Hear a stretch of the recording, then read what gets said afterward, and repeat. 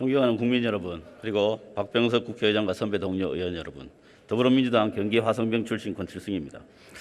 이 자리를 빌어 생업의 어려움을 감내하면서 방역 지침에 동참하고 계신 많은 분들과 코로나 현장에서 악정고투하고 계신 의료진분들께 각별한 감사의 말씀을 드리겠습니다. 총리께서는 답변서로 나와주시기 바랍니다.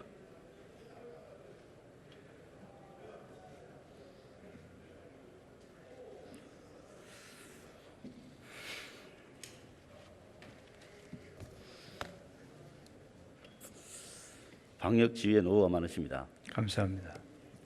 오늘 이 자리에서도 K방역 실패에 대한 사과 요구가 있었습니다. 이분만이 아닙니다. 제1야당의 대표께서도 지난달 14일 대통령과 정부는 K방역 실패에 대해서 진심으로 사과하라 이렇게 말씀을 하셨습니다. 알고 계시죠? 예, 알고 있습니다. 코로나 방역과 관련해서 사실 가짜뉴스가 어마어마하게 창궐을 했습니다. 저는 그중에서도 가장 큰 가짜뉴스는 대한민국의 방역이 실패했다고 주장하는 것이라고 봅니다. 일부 언론은 물론이고 제1야당까지 여기에 동참을 하고 있습니다. 방역과 백신은 과학인데도 불구하고 정치화되고 말았습니다. 동의하십니까? 예, 동의합니다. K방역은 국민들의 협조를 바탕으로 과학적인 소견과 투명성을 그 원칙으로 해서 지금까지 추진되어 왔습니다. 지난번에 총선을 코앞에 두고도 신속하고 광범위한 원칙적 방역 활동을 정부는 했습니다. 그리고 그 과정을 투명하게 공개했습니다. 그 결과 전 세계 방역의 표준이 되었고 전 세계로부터 많은 칭찬을 받았습니다.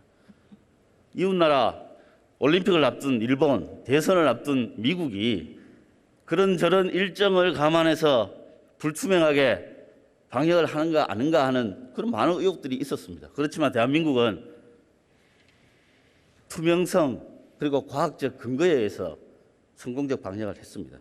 저는 이러한 정부의 태도가 방역을 성공하는 데 큰 요인이었다 이렇게 보는데 총리께서는 어떻게 생각하십니까? 예, 부족함이 없기야 했겠습니까? 동부구치소 같은 일도 일어나서 참 민망하기 짝이 없는데 지난 1년 동안 정부가 방역을 추진해 오면서 그리고 제가 중대본부장 역할을 했는데 최선을 다했습니다마는 부족함도 당연히 있었겠죠.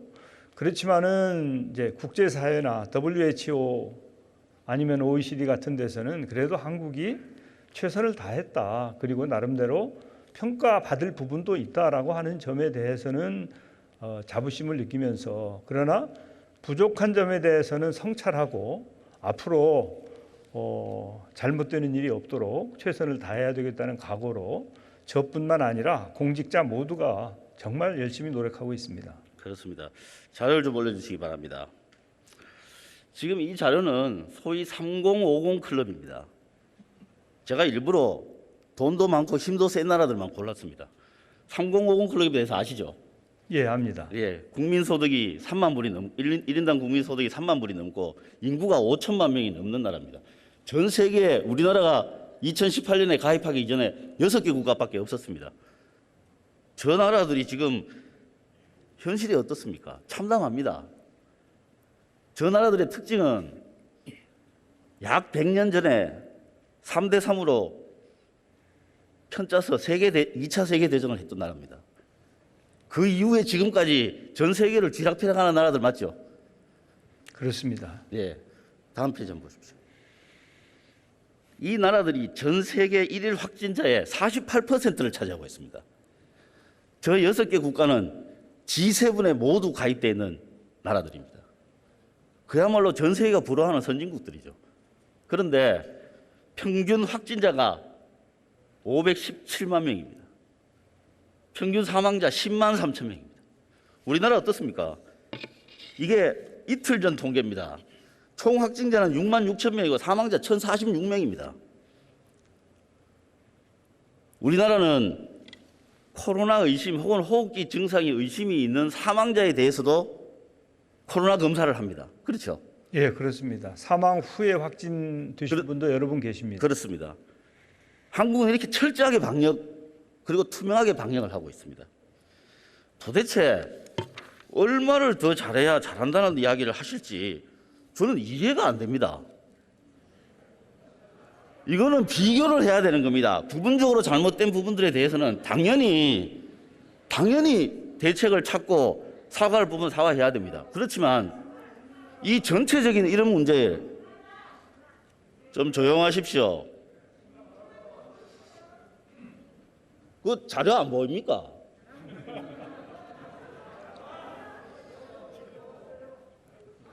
총리님께 묻겠습니다. 저는 이거는 더 잘하라고 하는 매가 아니고 아예 망해라고 고사를 지내는 것 같은데 총리님은 어떻게 생각하십니까? 예, 뭐 그렇습니다. 이제 야당의 입장에서는 또 여당도 마찬가지고 정부가 하는 일에 대해서 국민을 대신해서 감시하고 감독하시는 입장에 있기 때문에 지적도 하실 수 있고 또 정부는 그런 지적에 대해서 겸허히 수용하고 경우에 따라서는 그런 의견을 받아들여서 개선도 하는 그런 노력을 하고 있고 앞으로도 그렇게 하겠습니다. 네, 방역의 주체는 국민입니다. 이런 우리의 성과를 실패라고 이야기하면 지금 일선에서 많은 어려움을 감수하면서 방역에 협조하고 있는 대부분의 국민들에 대한 이건 저는 모독이라고 생각합니다. 총리님도 동의하시죠?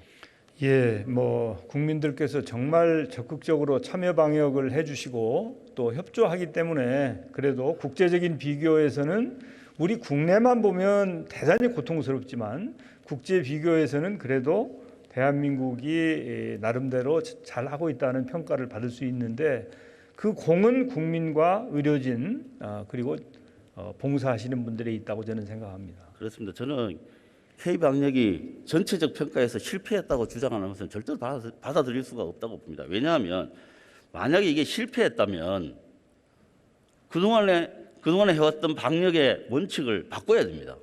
실패했으니까요. 그렇지만 지금 그동안에 해왔던 과학적 근거, 투명성 이런 부분들을 버리고 다른 방식으로 방역을 실시한다. 저는 그야말로 실패를 가져올 것이라고 생각합니다.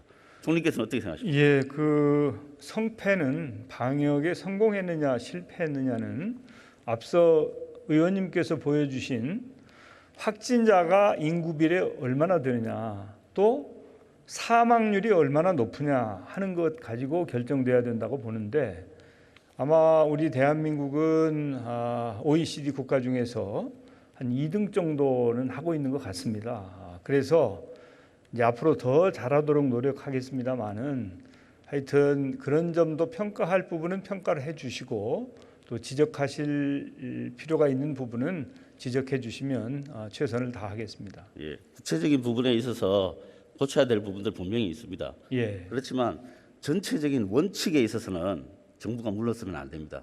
이게 만약에 원칙이 훼손되면 아마 걷잡을 수 없는 사태가 올 것이라고 저는 그렇게 생각합니다. 그동안 정부가 추진해왔던 과학적 근거, 투명성에 의거한 방역 정책을 꾸준히 유지해 주실 것을 부탁드리겠습니다. 예, 그렇게 하겠습니다. 네, 다음 자료 좀 올려주십시오.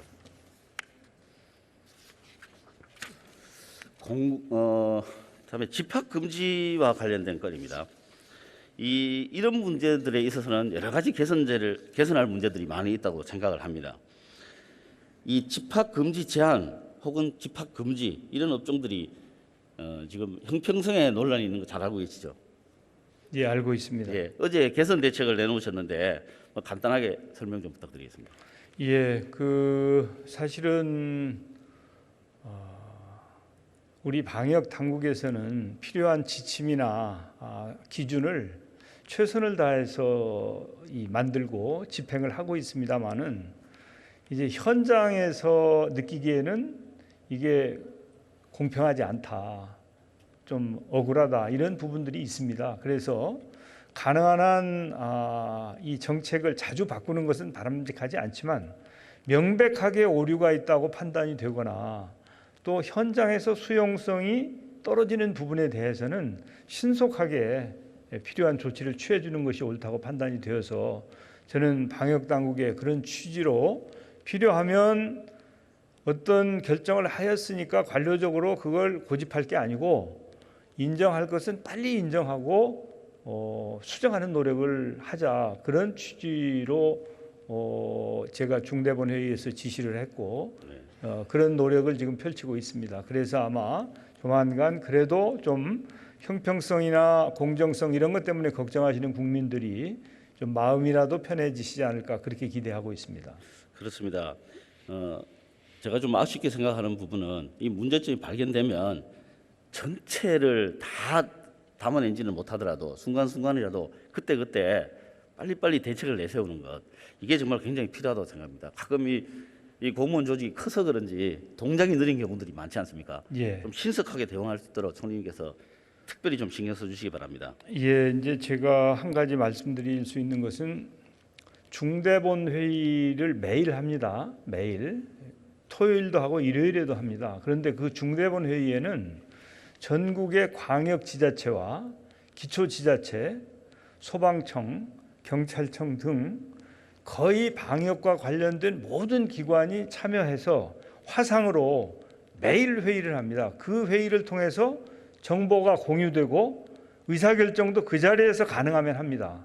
그게 불가능한 경우에는 그 다음 회의로 넘깁니다마는 그렇게 신속하게 정보를 공유하고 의사결정을 하고 하는 것이 아마 다른 나라에서는 찾아보기 어려울 것이다 이렇게 생각합니다. 그것은 우리 정부가 이제 그 온라인 그 시설이 잘 되어 있고 이 ICT를 잘 활용하는 것도 하나의 장점이기 때문에 그렇다고 보고 있는데 이제 그런 기회를 통해서 국민들께서 힘들어하시는 부분이 있으면 빨리 캐치를 해가지고 그걸 고쳐드리고 하는 것이 정부가 해야 될 마땅한 태도가 아닌가 하는 게 저의 인식입니다. 네. 국민들께서는 17일 이후 거리두기를 좀 완화할 것인가에 대해서 것에 대해서 관심이 많으실 텐데 혹시 정부 내부에서 결정된 바가 있습니까? 아직은 물론 이제 결정되지는 않았습니다만은 요새 이제 지난 연말을 피크로 해가지고 그 확진자 숫자가 조금 줄어드는 양상이고요. 감염 재생산 지수도 1 수준이기 때문에 혹시 이런 것들이 조금 더 개선이 되면 앞으로 열흘여 남았기 때문에 개선이 되면 그러면 이제 검토를 해야 된다고 생각합니다. 왜냐하면 국민들께서 고통과 또 긴장을 그리고 규제를 계속 오랫동안 유지하면은 피로감이 있고 그런 규제의 효과성이 떨어지거든요. 그렇기 때문에 만약에 이 수치가 방역 수치가 호전이 된다면 국민들께서 조금은 더 유연하게 생활을 하시거나 영업 활동을 하실 수 있도록 하는 것을 잘 검토해 봐야 된다는 생각인데 이것은 이제 말이 앞서가면 저는 안 된다고 생각을 합니다. 그래서 아주 면밀하게 이렇게 예의 앞으로의 상황을 주시해서 그 결과에 따라서 판단을 하도록 하겠습니다. 네, 그렇습니다. 이 거리두기 완화는 만약에 이게 특별한 근거 없이 여론에 밀려서 만약에 완화를 하게 되면 머지않아 조만간에 더 강도 높은 거리두기를 할 수밖에 없는 것이 현실 아닙니까? 그렇습니다. 그런데 한 가지 문제가 있습니다. 이 과학적 판단 하에 특정 업종에 대해서 만약에 제한 조치를 유지해야 된다고 판단이 있으면 지금 그게 우리가 핀셋 방역 아닙니까? 그러면 그 핀셋 방역에는 핀셋 보상책이 필요하다고 생각합니다. 그래서 그런 부분에 대해서는 좀 더 면밀하게 정부에서 좀 관찰을 하시고 정책을 만들어 주시기 바랍니다. 예, 그래서 이제 3차 재난지원금이 1월 11일부터 집행이 될 터인데요. 거기에는 이제 맞춤형 지원이다. 그래서 정말 그 꼭 필요한 데에 필요한 재원을 투입하는 쪽으로 정부가 작년 12월 그러니까 상황이 악화될 때 그때부터 앞으로 이걸 어떻게 할 것인가를 거의 한 달의 준비를 해가지고 내놓은 대책입니다. 그래서 그 대책이 힘들고 어려운 자영업자나 소상공인들에게 조금이라도 도움이 됐으면 하는 바람입니다. 예. 17일 이후에 거리두기에 만약에 변화가 있다면 또 새로운 국면이 열리고 보상책에도 새로운 방식을 찾아야 할 것이다라는 생각으로 드리는 말씀입니다. 예, 알겠습니다. 그런데 현행 제도를 보면요, 이 보상책에 좀 문제가 있습니다. 어떤 문제가 있냐면 이 감염병의 예방 및 관리에 관한 법률을 보시면 이렇게 되어 있습니다. 감염자가 방문을 하거나 혹은 감염자가 발생한 이유로 폐쇄 조치를 하면 그 손실은 보상을 해줍니다. 그런데 예방적 차원에서 집합 금지라든가 영업 제한을 한 경우에는 현재 그거를 보상하는 법적 제도는 없습니다. 그래서 이런 부분도 국회에서도 제도를 빨리 만들어야 된다고 생각하고 정부에서도 지금 버팀목 지원처럼 실제로 어려운 사람들에게 갈 수 있는 여러 가지 제도적 방안도 만들어 놓는 것이 필요하다 이렇게 생각합니다. 예, 동의하시죠? 현재 우리가 가지고 있는 법과 제도에 그런 그 허점이 있는 것은 사실입니다. 그런 부분은 점차 보완해 나갈 필요가 있다고 생각합니다. 네. 다음 자료를 좀 올려주십시오. 공공의료와 관련된 이야기입니다. 우리가 메르스나 코로나19 같은 감염병을 겪으면서 공공의료에 대한 요구가 많이 증가했습니다. 근데 이 공공의료가 한때 코로나 확진자의 한 80% 정도를 진료했다고 하는 그런 자료도 있습니다. PPT를 보시면 이게 국민건강보험공단의 연구 자료입니다.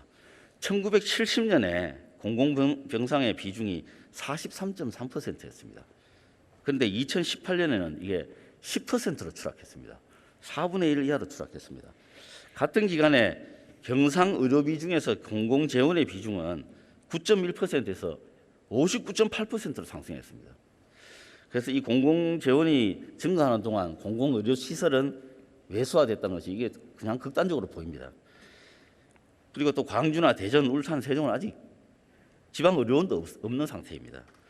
그래서 향후에 강력한 감염병이 닥칠 경우에 이런 추세로 계속하면 속수무책이 될 가능성도 있어 보입니다. 공공의료 확대에 대해서 총리께서 견해를 말씀해 주십시오. 예, 이번 감염병 과정을 거치면서 우리가 공공의료의 비중이 너무 낮다. 그것은 시설도 그렇습니다만은 인적 자원도 그렇습니다. 그래서 정부는 공공의료 확충 방안을 만들어서 이미 발표를 했고, 특히 이제 의료진 등등과 관련해 가지고는 의료계와도 대화도 시작을 했습니다. 그리고 이제 공공병원, 특히 그 지방의료원을 신설하려고 하면 이게 경제 논리 때문에 예타를 통과를 못합니다. 그래서 중앙정부나 지자체가 보기에 당연히 이것은 지방의료원이 설립이 되어야 되는데 예타가 통과가 안 되니까 세월만 가고 확충이 안 되는 어려움이 있어서 최근에 국무회의에서 3개 지역에 대해서 대전 등 3개 지역에 대해서 예타를 면제하는 것을 의결을 했습니다. 그리고 정부에서 예산 지원도 하고 또 지자체에서도 적극적으로 노력을 해서 그 확충을 하도록 결정이 되어 있는데 앞으로도 추가적으로